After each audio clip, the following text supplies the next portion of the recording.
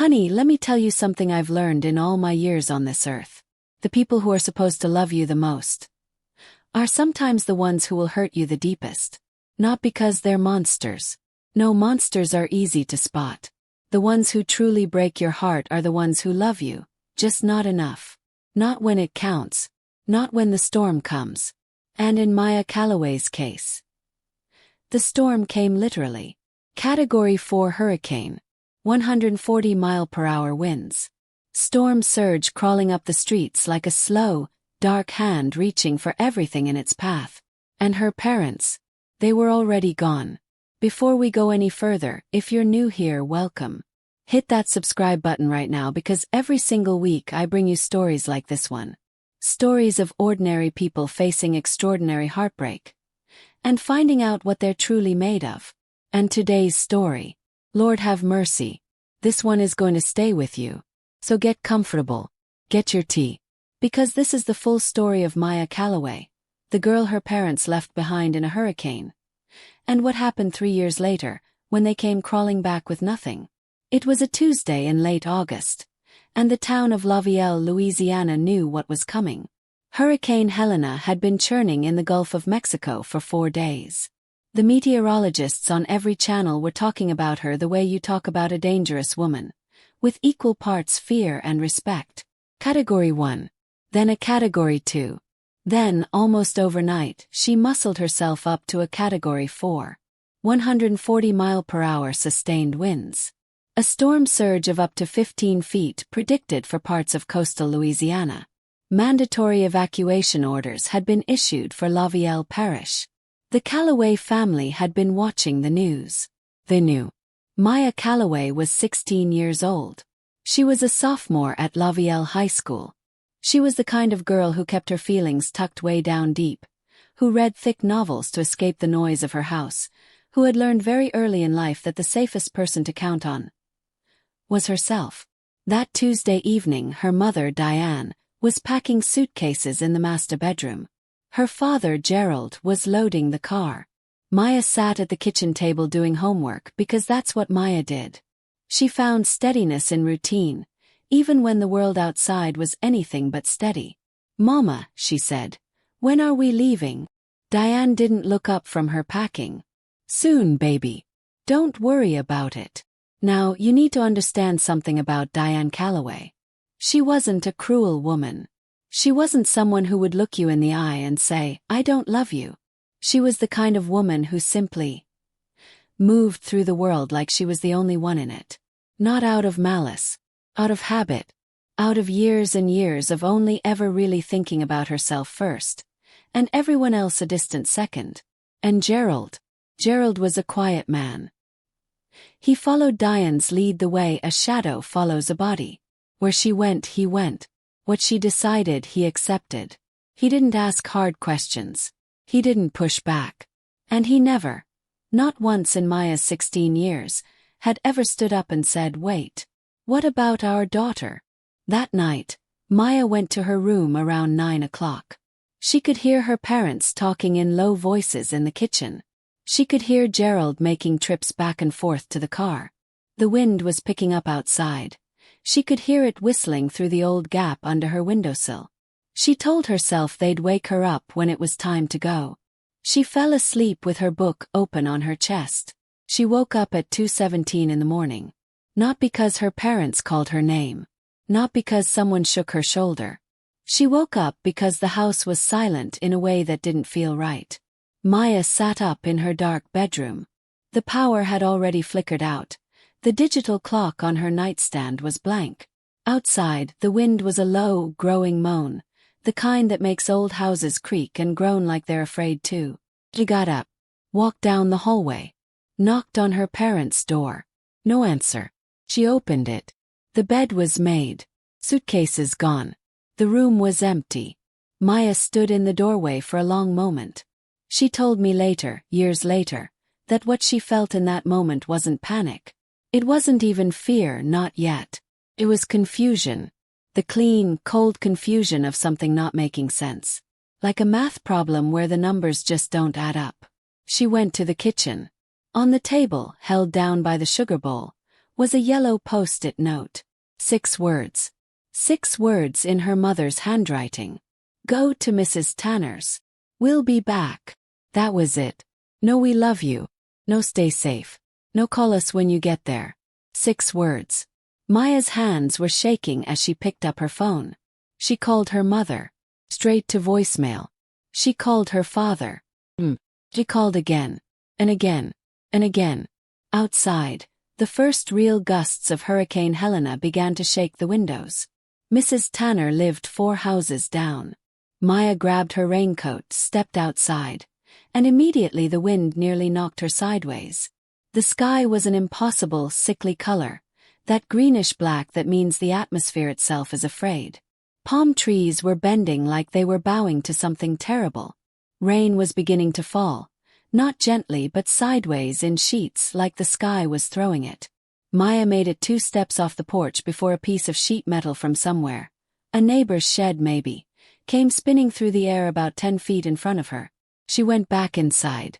She locked the door. And then she sat down on the kitchen floor, with her back against the cabinets and her knees pulled to her chest, and she listened to Hurricane Helena arrive. What a hurricane sounds like from inside a house. You never forget it. Maya described it to me once, and she didn't use the words you'd expect. She didn't say terrifying. She didn't say violent. She said it sounded like grief. Like the whole world was crying so hard it didn't know how to stop. The wind built and built for over 2 hours. The windows rattled so hard Maya thought every single one of them would shatter. She could hear things hitting the house. Branches, debris, things she couldn't identify. At one point, something heavy crashed onto the roof and she screamed, the first sound she'd made since she came back inside. She had moved from the kitchen floor to under the staircase, the most interior part of the house. She had a flashlight, her phone, battery at 40% and dropping because she kept trying to call her parents, and a sofa cushion she'd dragged with her for reasons she couldn't explain, except that having something soft to hold onto felt necessary. The water came at 4 a.m. It didn't rush in.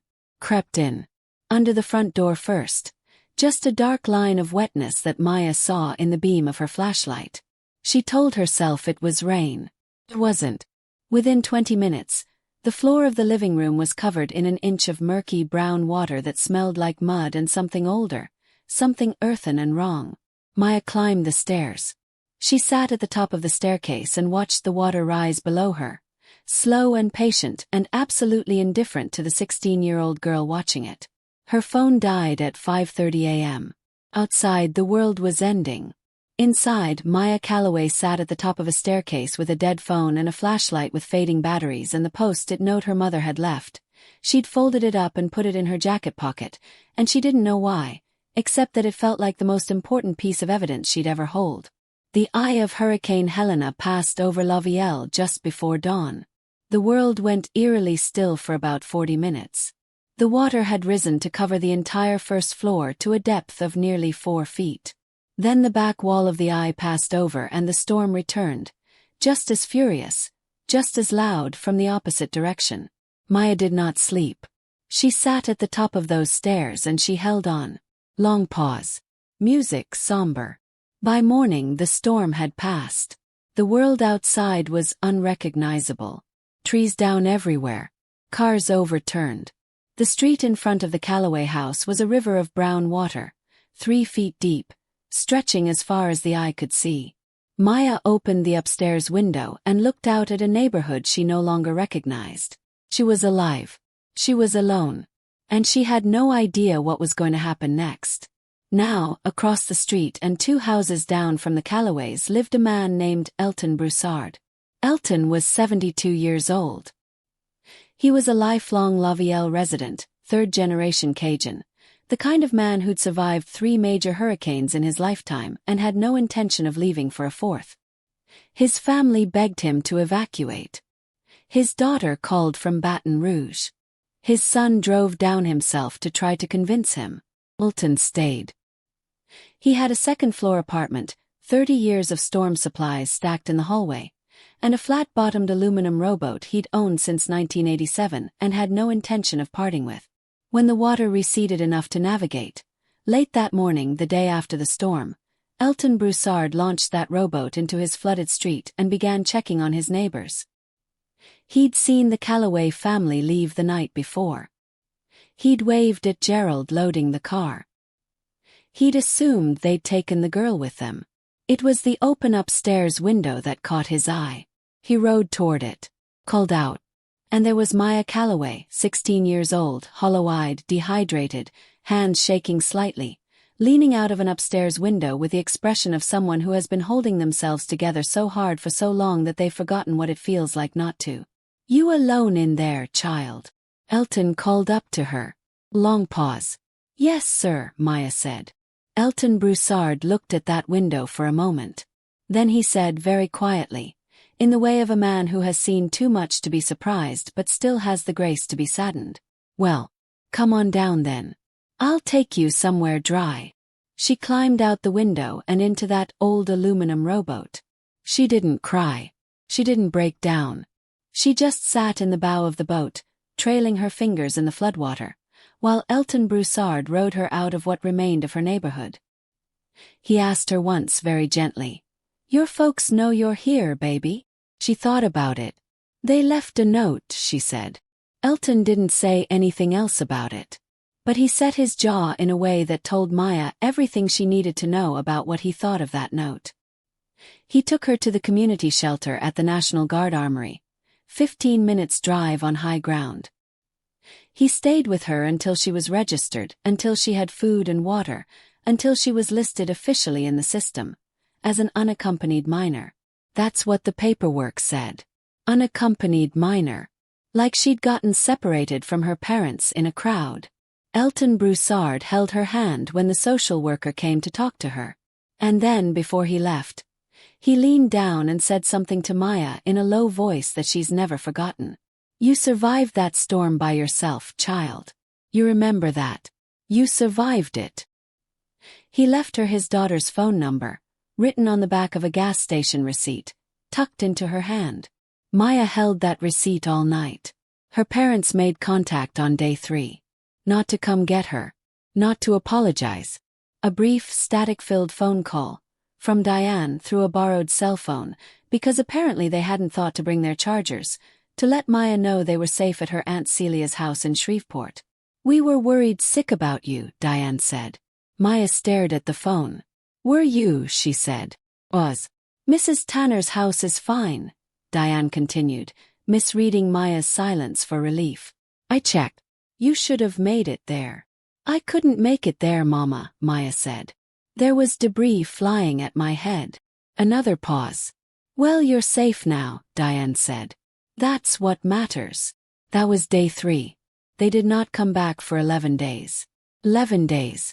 That's how long it took Diane and Gerald Calloway to get in their car, which ran perfectly fine, which had never been damaged, which was sitting in Celia's driveway in Shreveport, and drive back to Lavielle to collect their 16-year-old daughter from a shelter cot.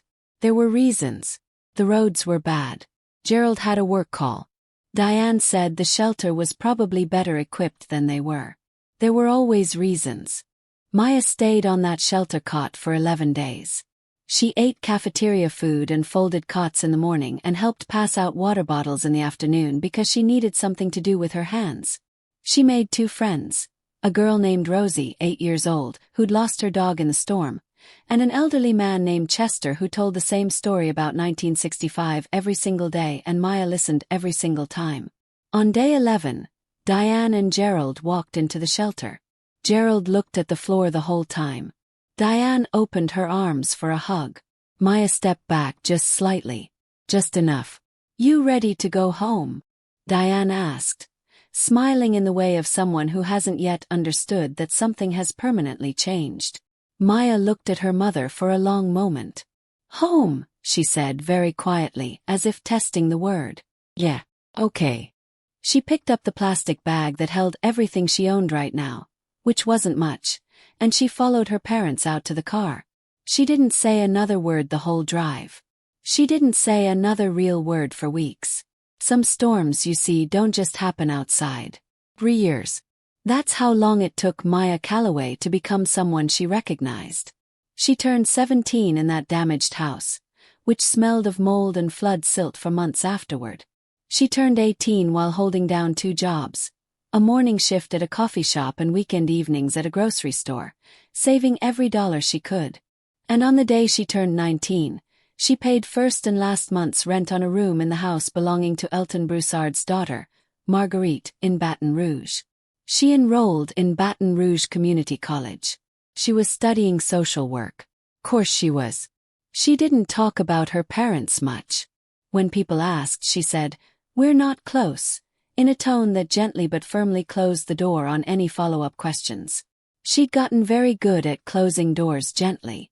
She saw a therapist every other week, a woman named Dr. Adiz Okafor, who had an office with 2 plants that were always slightly drooping and a box of tissues on the table that Maya had never once touched, because Maya Calloway did not cry in front of other people.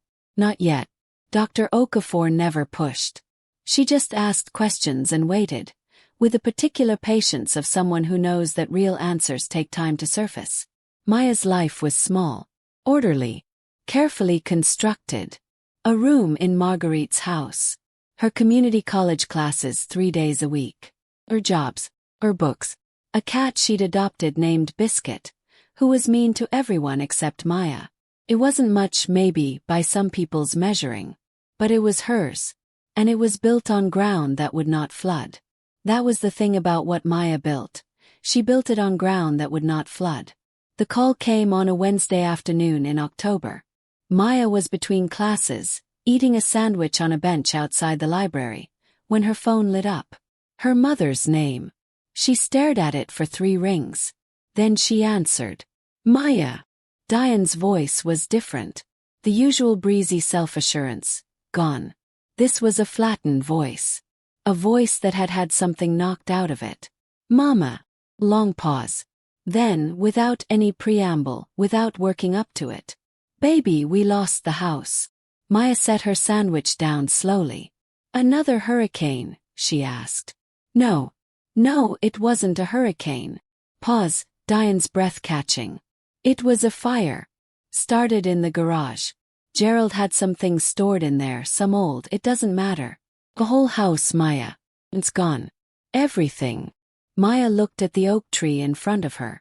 A squirrel was working its way up the trunk, focused and purposeful. Are you hurt? Maya asked. Is Dad hurt? No, we got out. We're fine. We're staying at a motel right now, but we can only. The insurance, it's going to take months before they settle anything, and Gerald's hours got cut, and we need. Then stop. The way people stop when they're about to ask for something they're not sure they have the right to ask for. Maya waited. We need some help, Maya, Diane said. We don't have anywhere to go. Maya closed her eyes. And here is where the story gets complicated, friends. Because this is not a story about a villain getting what they deserve. Real life is almost never that simple. Maya Calloway was not sitting on that bench feeling triumphant. She was not thinking good serves them right. She was feeling something much harder to deal with than anger. She was feeling the old pull. The old need. The thing that lives in us from the time we're born. The deep animal need to be loved by the people who made us. Even when those people have failed us. Even when they've left us alone in a Category 4 hurricane. That pull doesn't disappear just because you've built a better life. It doesn't die just because you've learned to function without it. Just sits there, quietly, waiting for a Wednesday phone call. I have to think, Maya said. Of course, baby, Diane said quickly. Of course. Take your time. I'll call you back, Maya said. She hung up. She sat on that bench for a very long time. The squirrel had disappeared into the tree. Let me take you back for a moment. Let me show you something. Maya was 8 years old, and it was the first day of 3rd grade. She'd picked out her outfit the night before. A yellow dress with white polka dots that her grandmother had sent from Memphis for her birthday. She'd laid it out on the chair in her room and gone to sleep early because she was that kind of child. The kind that prepared, that organized, that tried to control what she could. She woke up early, got dressed, came down to the kitchen. The kitchen was empty. There was a note on the counter. Not a post at this time, a full sheet of paper. Diane's handwriting again. Dad and I had to go see about Grandpa. There's cereal in the cabinet. Take the bus. You know which one. Love, Mama. Maya was 8 years old and she did not know which bus. She'd never taken the bus alone. She stood in the kitchen in her yellow polka-dot dress and she read that note 4 times, as if reading it more carefully would make it say something different. She ate cereal alone. She figured out which bus by watching which one the older kids from down the street got on. She arrived at school 40 minutes late. Her teacher, Mrs. Ellis, asked her why she was late. Maya, who had inherited her mother's gift for reframing difficult situations, said, "I missed my ride," which was technically true. She sat at her desk in her yellow polka-dot dress and she did not cry. She did what she would do for the rest of her childhood and her adolescence and 3 years of adulthood. She handled it.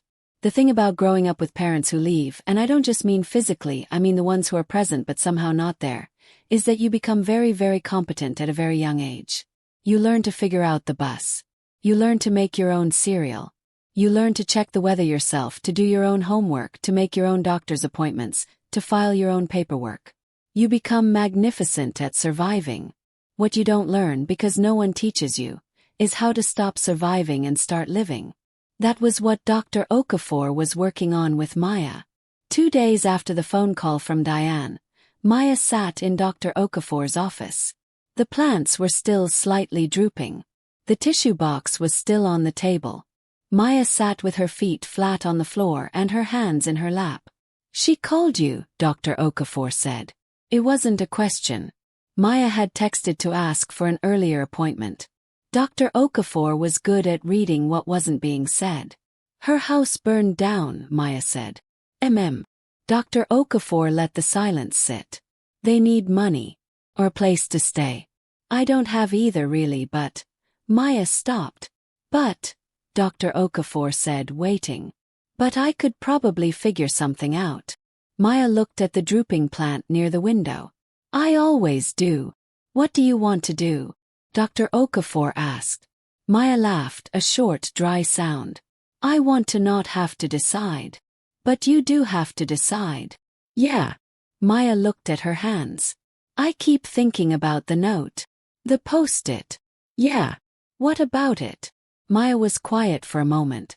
"I still have it. It's in a box in my closet. I've had it for 3 years. 6 words. She shook her head. "Sometimes I wonder if she even remembers writing it." Dr. Okafor leaned forward slightly. "Do you think she does?" "I think," Maya said slowly, "that in my mother's mind she left a note and that was enough. Because in her world, leaving a note means you tried. Leaving a note means you're not the bad guy." He paused. "She probably doesn't understand why I've been distant for 3 years. She probably thinks I'm overreacting. And your father?" Maya's expression shifted. Something softer, more complicated. "Dad knew it was wrong. He always knows. He just doesn't do anything about knowing. He's been knowing things were wrong my whole life and doing nothing about it." She looked up. "Which is almost worse, honestly." "Almost," Dr. Okafor noted. "It's not a competition." Maya smiled faintly. "Neither of them is a monster. I know that. I used to wish they were. It would be so much easier if they were monsters. But they're just..." She searched for the word. "Insufficient," Dr. Okafor offered. Maya looked at her. "Yeah," she said quietly. "Insufficient." Was. "So," Dr. Okafor said. "What do you want to do?" Maya breathed in. Breathed out. "I think I need to go see them," she said. "Not to give them money.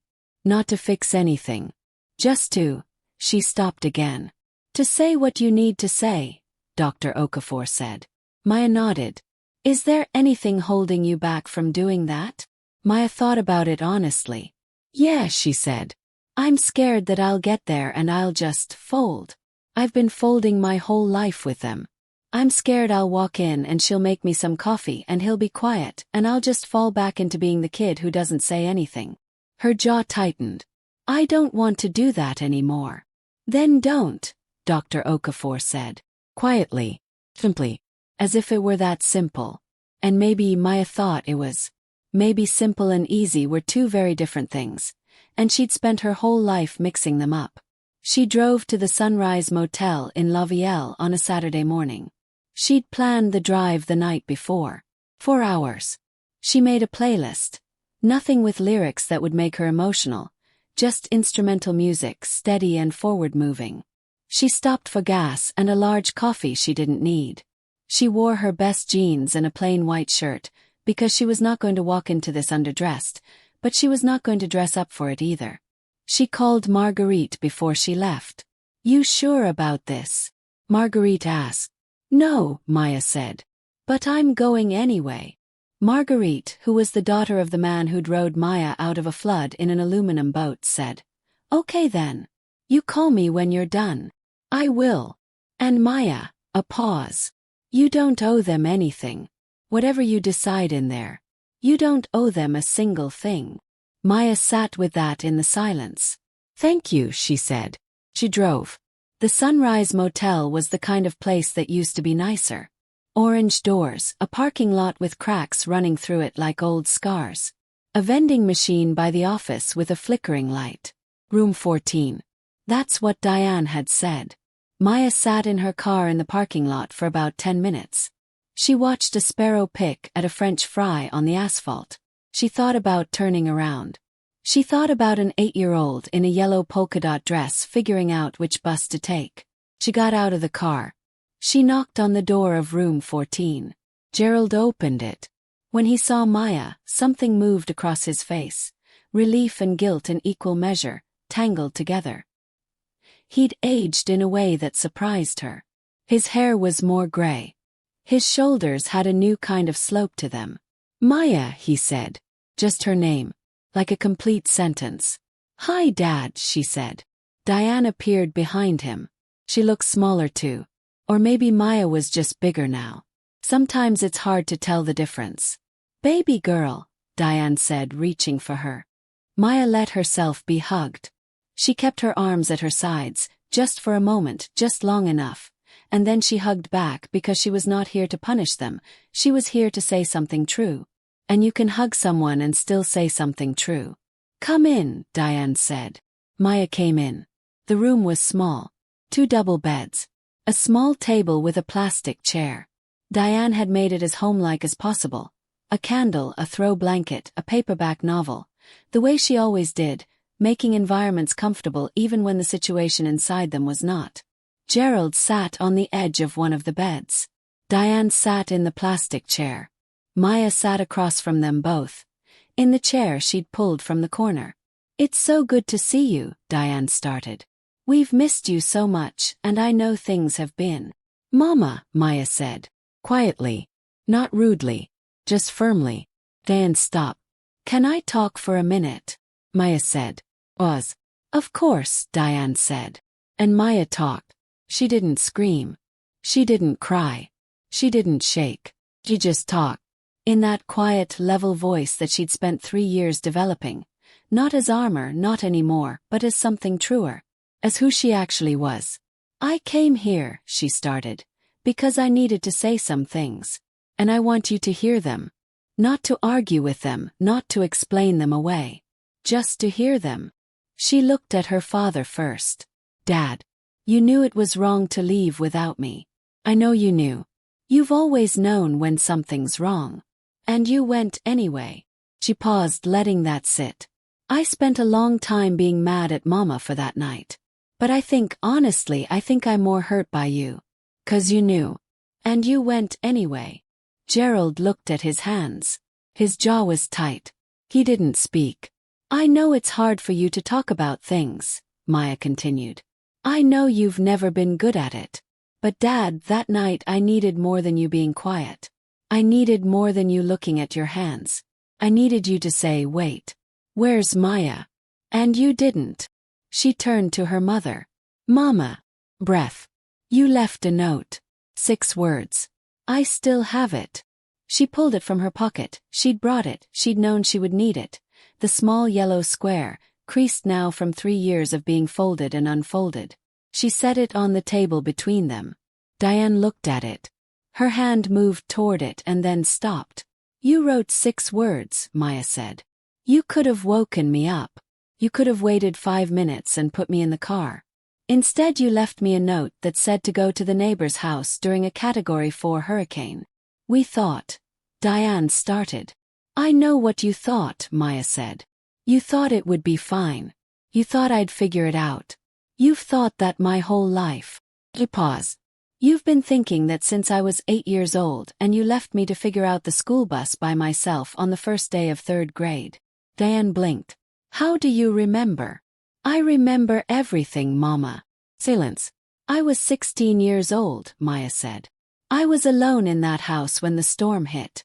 I hid under the stairs and then I went upstairs and I watched the first floor flood and I sat at the top of those stairs until Mr. Broussard came for me in his rowboat the next morning. I was alone for, she counted deliberately, 11 hours in the storm. And then 11 days in the shelter. Diane's face was doing something complicated, crumpling in some places and tightening in others. I know, Diane whispered. Do you? Maya asked. Not aggressively. Genuinely. I know Diane stopped, pressed her lips together, started again. I know we made a mistake. A mistake, Maya said, considering the word. Okay. Beep. I'm not here to call you bad people, Maya said. I don't think you're bad people. I think, she found the word Dr. Okafor had given her. I think you've always been insufficient. That's not the same as evil. But it's not nothing either. And then Maya Calloway, 19 years old, sat up straight in a plastic chair in a motel room in Louisville, Louisiana, and she said the thing she'd been carrying for 3 years. I've been thinking about what I want to say to you for a long time. I've been to therapy. I've journaled about it. I've practiced it in the car. And it always came out angry or it came out sad, and I didn't want either of those. I wanted it to be honest. So here's what honest sounds like. I love you both. Do. That's not the issue. Love has never been the issue. People think when relationships break it's because the love stopped. But that's not always true. Sometimes you love someone and they still fail you. Sometimes love is present and care is absent. And that's where we are. You raised me the best you knew how. Believe that.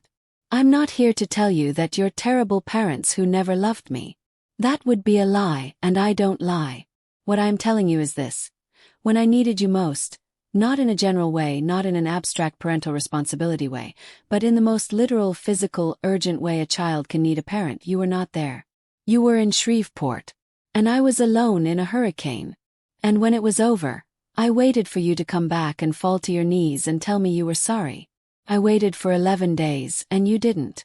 And then you walked into that shelter and Mama opened her arms like you'd been held up in traffic, and something in me just closed. Like a window someone shut against the rain.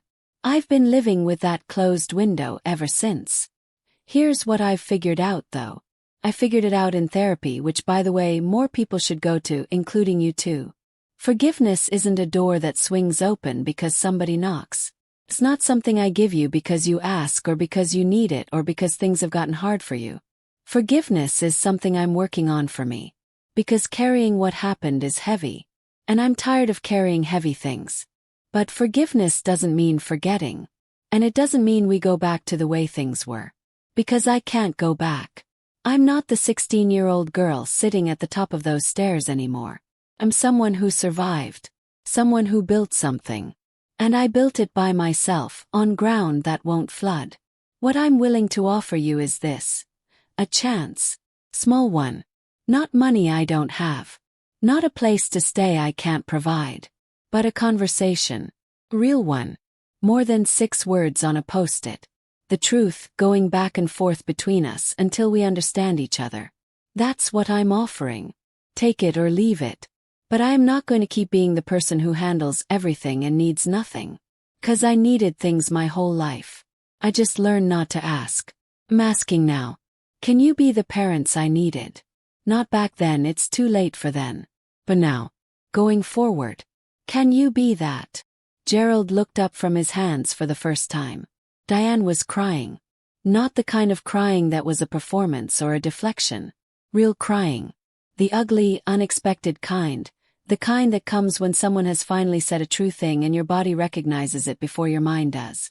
Gerald said. His voice rough like he hadn't used it in a while. I'm sorry, Maya. I should have waited for you. I should have, he stopped. Tried again. I should have been better. It wasn't eloquent. Gerald wasn't an eloquent man. But it was real. And real counted.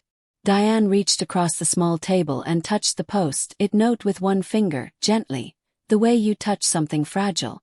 I remember writing it, Diane said softly. I convinced myself it was enough. That you'd be fine. That you were always fine. She looked up. I think I've been telling myself that your whole life. That you were fine. Because it was easier than asking. Easier than feeling guilty, Maya said without cruelty. Yes, Diane said. Easier than that. A long silence. I don't know if we can be what you needed, Diane said honestly. I don't know if it's too late or if we're, she swallowed. I want to try. I want to know who you are now. Not who I assumed you were. Maya looked at them both. She thought about the rowboat. She thought about the shelter cot. She thought about the first day of 3rd grade and the yellow polka dot dress. She thought about all the things she'd handled by herself that she should never have had to handle alone. She thought about the ground she'd built, slow and deliberate, that would not flood. Okay, she said. Just that. Just okay. One syllable. Open like a door left slightly ajar. She drove back to Baton Rouge alone. She didn't cry on the way there. She didn't cry on the way back. She pulled out of the Sunrise Motel parking lot at 3 in the afternoon, with the sun sitting low and orange over the flat Louisiana horizon, and she turned on the radio. An old song she recognized from childhood. One her grandmother used to hum in the kitchen. She turned it up. The road stretched out ahead of her, straight and flat and full of possibility. La Vielle shrinking behind her in the rearview mirror. Baton Rouge ahead. Her room at Marguerite's. Biscuit the mean cat. Her social work classes. Her jobs. Her life. Her life built on her own terms, on ground of her own choosing. She didn't know what would happen with her parents. Maybe they'd have that real conversation. Maybe they'd try to be something different. Maybe they'd fall back into old patterns. Diane reframing, Gerald going quiet. Maybe. She didn't know. But here is what she did know. As she drove home with the radio up and the late afternoon sun turning everything gold. She had said the true thing. Loud. In a room with the people who needed to hear it. She had done it without screaming. Without collapsing. Without folding herself small to make them comfortable. She had offered a door. A real one, a small one, and left it up to them whether to walk through it. And whatever they chose, Maya Calloway would be all right. Because she had survived a Category 4 hurricane with no one's help but her own. And you don't survive something like that without learning what you're made of. She was made of something that storms couldn't touch. Well, there it is. That's Maya's story. Or at least, the part of it I can tell you. The part that matters. I think about Maya sometimes and what she did in that motel room. Not the dramatic version of it. Not the screaming, the tears, the door slamming. That's not what happened. What happened was quieter and, in my experience, harder. She told the truth. Only. Completely. Without performing it for anyone. And then she drove home. That's what survival looks like, honey, when you've been doing it long enough. Not the fire and fury version. The quiet, steady version. Now before I go, I have a question for you. Drop it in the comments right now, and I mean it, I read every single one. If you were Maya, would you have helped your parents? Would you have offered that door? Or would you have kept driving? There's no right answer. I genuinely want to know yours. And if this story touched something in you today, if it reminded you of something in your own life, your own family, something you've been carrying that maybe it's time to set down, I hope you remember what Dr. Okafor said to Maya. Forgiveness is for you, not for them. You can love someone and still need space from them. You can love someone and still tell the truth. You can love someone and still choose yourself. That's not coldness. That's survival. And sometimes it's the kindest thing you can do, for everyone. Thank you for spending this time with me today. If this is your first time here, please subscribe. We put out a new story every single week, and every one of them is made with this same care, This same honesty, this same love for the people brave enough to live through hard things and come out the other side. Until next time, stay safe, stay true. And remember, build on ground that won't flood.